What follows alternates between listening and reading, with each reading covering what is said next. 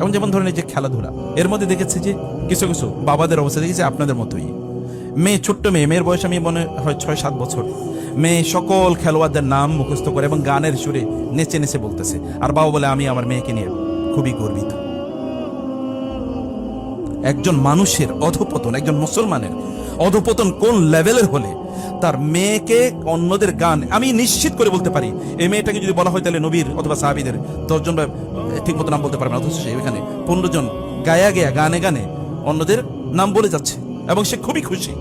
বাবা খুবই গর্বিত, আনন্দিত, সে ইন্টারভিউ দিয়ে বেড়াচ্ছে। চারিদিকে মার খাবেন না, আমরা মার খাবো না তো কারা মার খাবে? কেন থাকবে না? আমরা ভিআইপি হওয়ার কথা ছিল, কিন্তু আমরা আজকে ভিআইপি না, আমরা এখন আরেকজনের দিকে তাকিয়ে থাকি, অথচ অবস্থাটা হওয়ার কথা ছিল ভিন্ন। আল্লাহ সুবহানাহু ওয়া তাআলা বলেছেন, তোমরা আমাকে ভুলে গেলে আমি তোমাদেরকে তোমাদের নিজেকে ভুলিয়ে দেব। কিয়ামতের দিনের কথা এবার চিন্তা করে দেখেন তো, সূরা হজের শুরুতে আল্লাহ তাআলা কি বলেছেন? হে লোকেরা, ইয়া আইয়ুহান নাসু তাকু রাব্বাকুম ইন্না জালজালাতাস সাআতি শাইউন আযীম। হে লোকেরা, তোমরা আল্লাহকে ভয় করো, কিয়ামতের প্রকম্পন, ভূমিকম্প, এটা খুবই ভয়াবহ। আমরা পরিণতির দিকে এগিয়ে যাচ্ছি। আল্লাহ সুবহানাহু বলছেন সেই দিন কেউ কারো খবর রাখবে না।